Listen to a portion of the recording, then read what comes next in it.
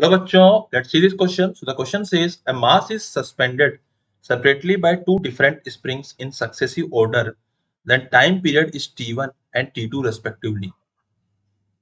If it is connected by both springs as shown in figure, then time period is t naught. Okay? Then the correct relation is what? यहाँ spelling की थोड़ा सा ignore मारिएगा. So अभी हम बात करेंगे यहाँ पे की कॉन्सेप्ट की. What is the key concept? So the key concept is the time period in SHM. If we talk about the time period, then we can write that time period t is equals to 2 pi under root of m by k. Okay, तो ये होता है हमारा time period. अगर हम बात करें यहाँ पे दो अलग अलग केसेस हैं. तो पहले केस की अगर हम बात करते हैं t1 की, अगर मैं बात करता हूँ t1 की वैल्यू किसके बराबर आएगी? 2 pi under root of m by k1. Okay, and similarly हमारी जो t2 की वैल्यू आएगी, it will be 2 pi under root of m by k2. अब यहां से हम लोग क्या लिख सकते हैं? अगर हम चाहे तो k1 की जो वैल्यू है, दोनों साइड स्क्वायरिंग कर देंगे और क्रॉस मल्टीप्लाई कर देंगे. तो k1 की जो वैल्यू आएगी ना स्क्वायरिंग करने पे, वो आएगी हमारी 4 pi square into m by t1 का स्क्वायर.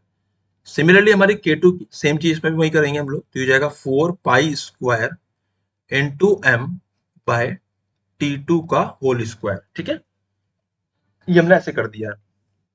अब अगर हम यहाँ बात करें तो these two springs are in parallel. So spring अगर पैरेलल में होती है तो उनका जो k इक्विवेलेंट होता है वो k1 प्लस k2 हो जाता है.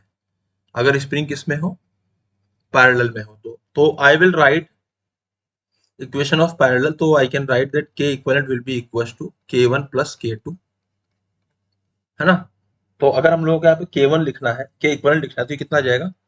ये हो जाएगा मेरा एक्चुअल में k इक्विवेलेंट किसके बराबर आएगा? 4 पाई स्क्वायर. सेम वे में मास बाय t इक्विवेलेंट का square, this will be equal to 4 pi square mass by t1 का whole square plus 4 pi square mass by t2 का होल स्क्वायर.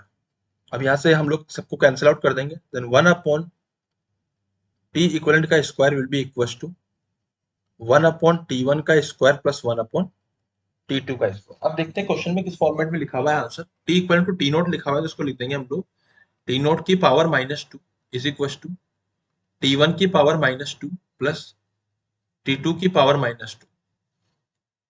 तो इसको हम लोगों ने इस इक्वेशन में लिख दिया है.